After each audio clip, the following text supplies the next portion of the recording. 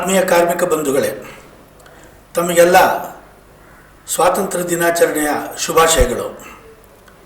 ಮತ್ತು ಈ ಒಂದು ವಿಡಿಯೋ ಮೂಲಕ ನಾವು ತಮ್ಮನ್ನು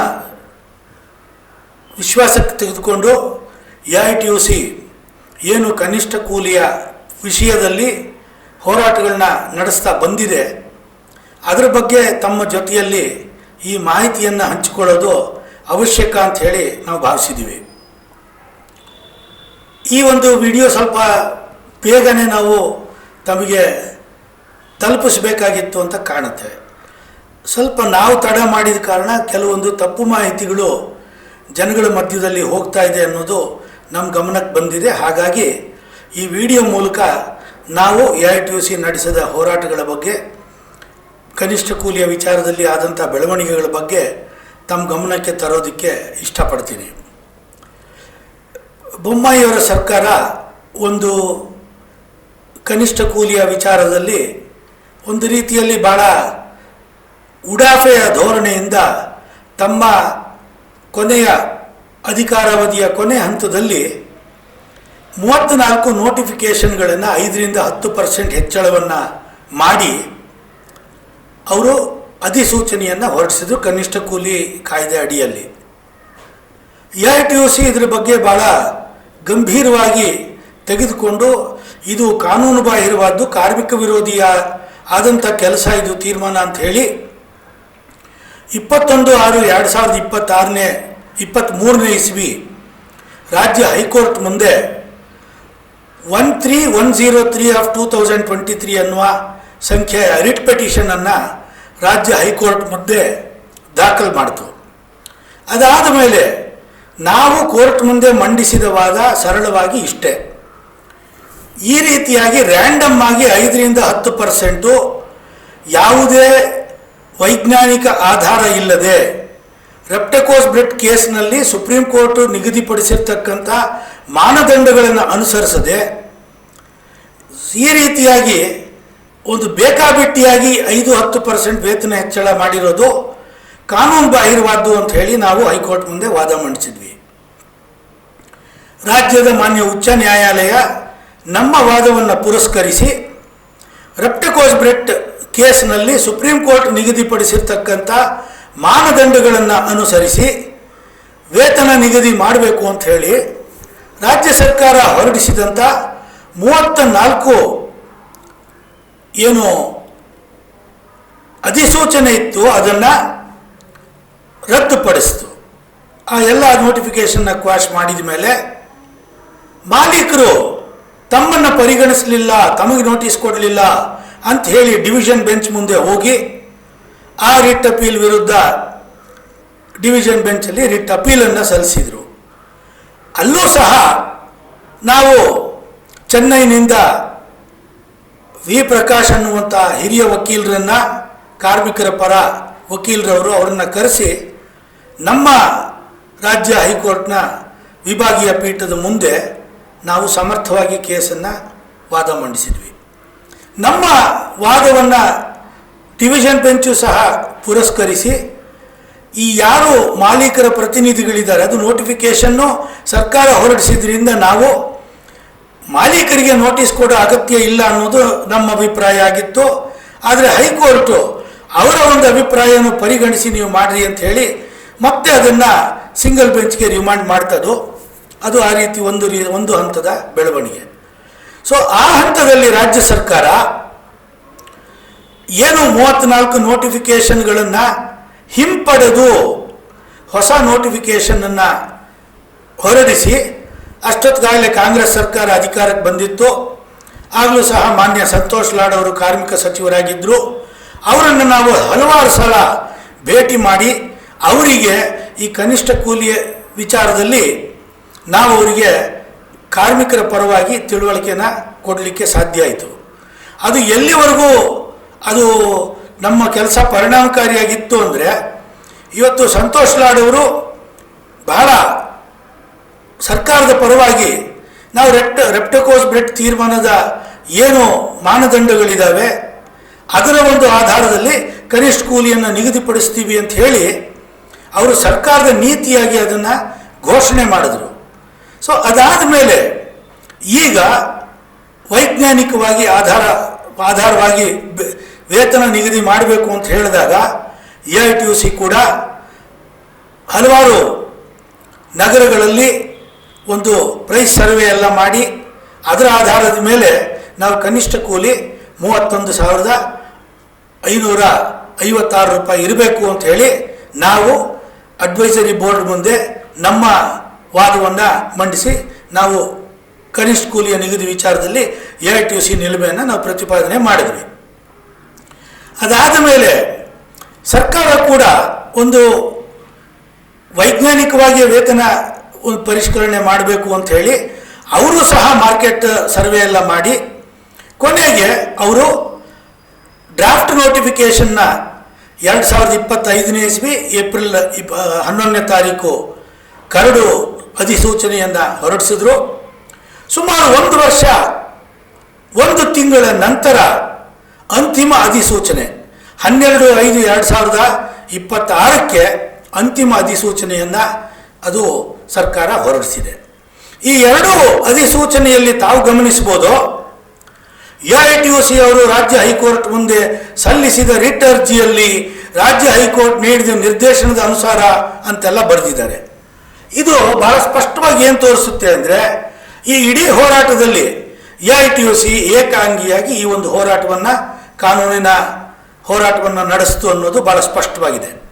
ಮತ್ತು ಬರೀ ಕಾನೂನಿನ ಹೋರಾಟ ಮಾತ್ರ ಅಲ್ಲ, AITUC ಹಲವಾರು ಬಾರಿ ಇಡೀ ತನ್ನ ಒಂದು ರಾಜ್ಯ ಮಟ್ಟದ ರ್ಯಾಲಿಗಳನ್ನು, ಜಿಲ್ಲಾ ಮಟ್ಟದ ರ್ಯಾಲಿಗಳನ್ನು ನಡೆಸಿ ಬೆಳಗಾಂ ಚಲೋ ಕಾರ್ಯಕ್ರಮವನ್ನು ಮಾಡಿ ಕನಿಷ್ಠ ಕೂಲಿಯ ವಿಚಾರದಲ್ಲಿ ಸರ್ಕಾರ ವೈಜ್ಞಾನಿಕವಾದಂಥ ನಿಲುಮೆಯನ್ನು ತಗೋಬೇಕು, ವೈಜ್ಞಾನಿಕವಾಗಿ ವೇತನ ಪರಿಷ್ಕರಣೆ ಮಾಡಬೇಕು ಅಂತ ಹೇಳಿ ಕಾನೂನಿನ ಹೋರಾಟದ ಜೊತೆಯಲ್ಲಿ ಬೀದಿ ಹೋರಾಟನ ಕೂಡ ಮಾಡಿದೆ.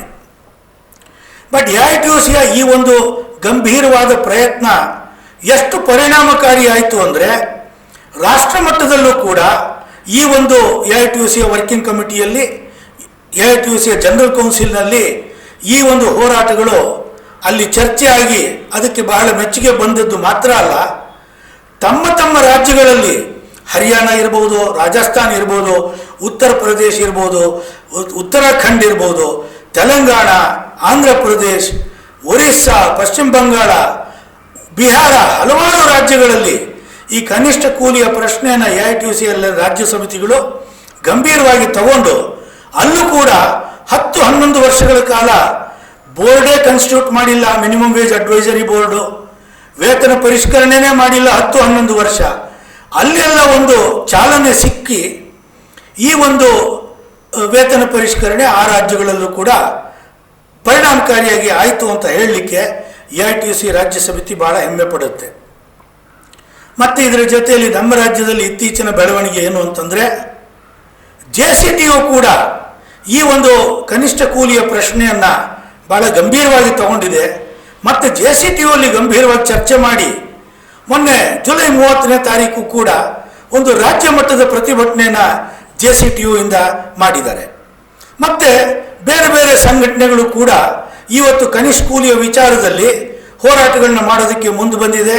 ತಮ್ಮ ಸಂಘಟನೆ ಒಳಗಡೆ ಕೂಡ ಇದನ್ನು ಗಂಭೀರವಾಗಿ ಚರ್ಚೆ ಮಾಡಿ ಅದರ ಬಗ್ಗೆ ಗಮನ ಕೊಡ್ತಾ ಇದ್ದಾರೆ.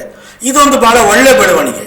ಇನ್ನು ಮುಂದಿನ ದಿನಗಳಲ್ಲಿ ನಾವು ಈ ಕನಿಷ್ಠ ಕೂಲಿಯ ಪ್ರಶ್ನೆಯನ್ನು ಐಕ್ಯ ಹೋರಾಟಗಳ ಮೂಲಕ, ಕಾನೂನಿನ ಹೋರಾಟ ಇರ್ಬೋದು ಅಥವಾ ರಾಜಕೀಯ ಹೋರಾಟದ ಮೂಲಕ ನಾವು ಈ ಒಂದು ಕನಿಷ್ಠ ಕೂಲಿಯನ್ನು ರಾಜ್ಯದ 1,80,00,000 ಜನ ಏನಿದ್ದಾರೆ ಈ ಕನಿಷ್ಠ ಕೂಲಿಯ ಕಾನೂನಿನ ವ್ಯಾಪ್ತಿಗೆ ಬರ್ತಾರಲ್ಲ ಅವರೆಲ್ಲರಿಗೂ ಕೂಡ ನ್ಯಾಯ ಕೊಡಿಸಬೇಕಾದಂಥ ಒಂದು ಕೆಲಸ ಮಾಡಬೇಕಾಗಿದೆ.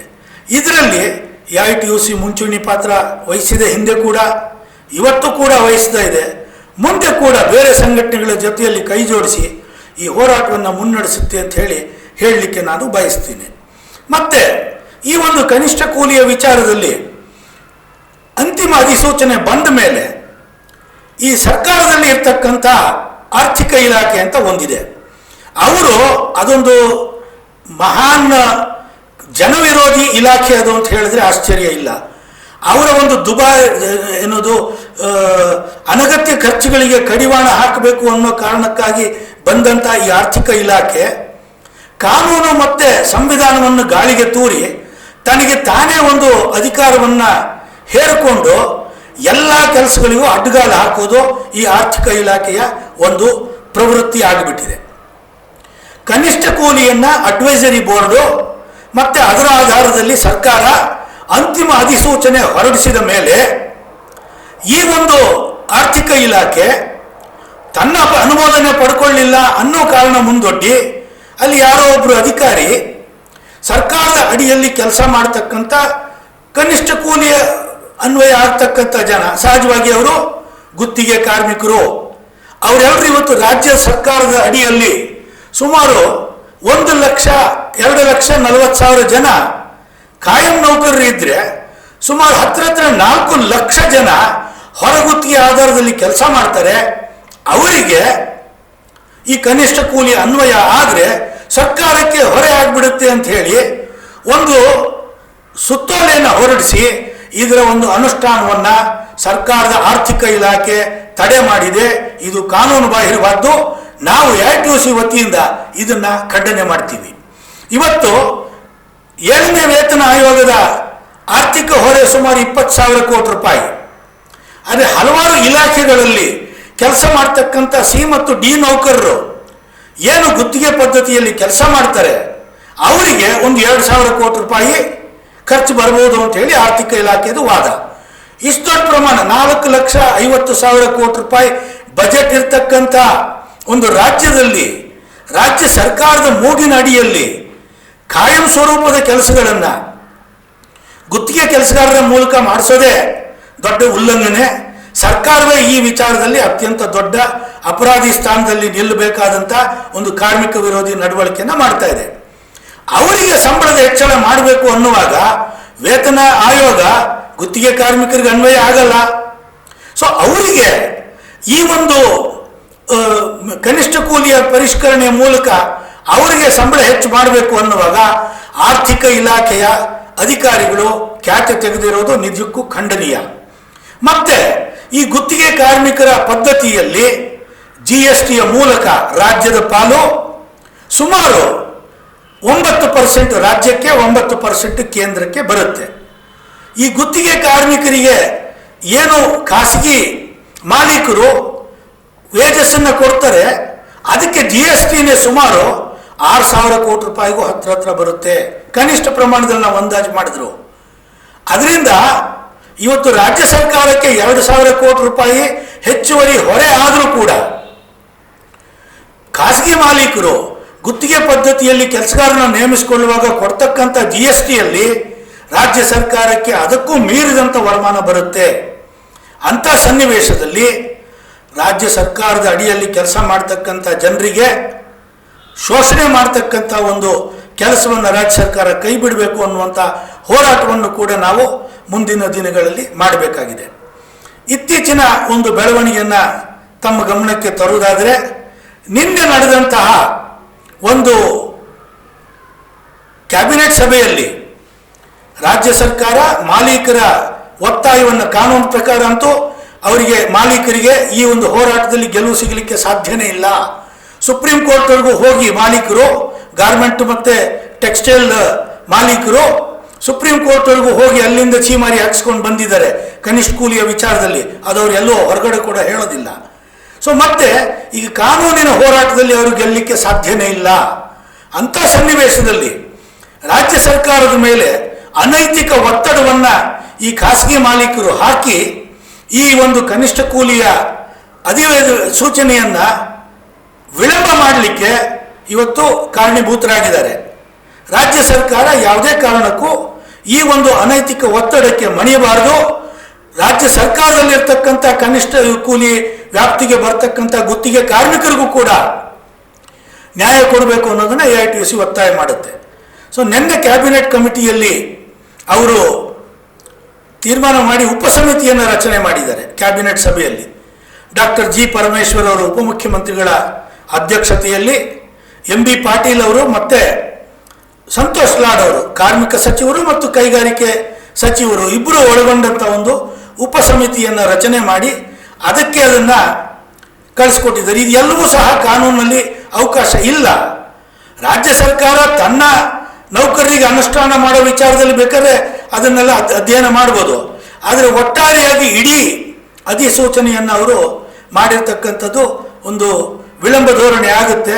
ಇದನ್ನು AITUC ಈ ಒಂದು ವಿಳಂಬದ ಧೋರಣೆಯನ್ನು ಕೈಬಿಟ್ಟು ಈ ಒಂದು ಅಧಿಸೂಚನೆಯನ್ನು ಯಥಾವತ್ತಾಗಿ ಅನುಷ್ಠಾನ ಮಾಡಬೇಕು ಅನ್ನುವಂಥ ಒಂದು ಒತ್ತಾಯವನ್ನು ನಾನು ಈ ಸಂದರ್ಭದಲ್ಲಿ ಮಾಡಲಿಕ್ಕೆ ಇಷ್ಟಪಡ್ತೀನಿ.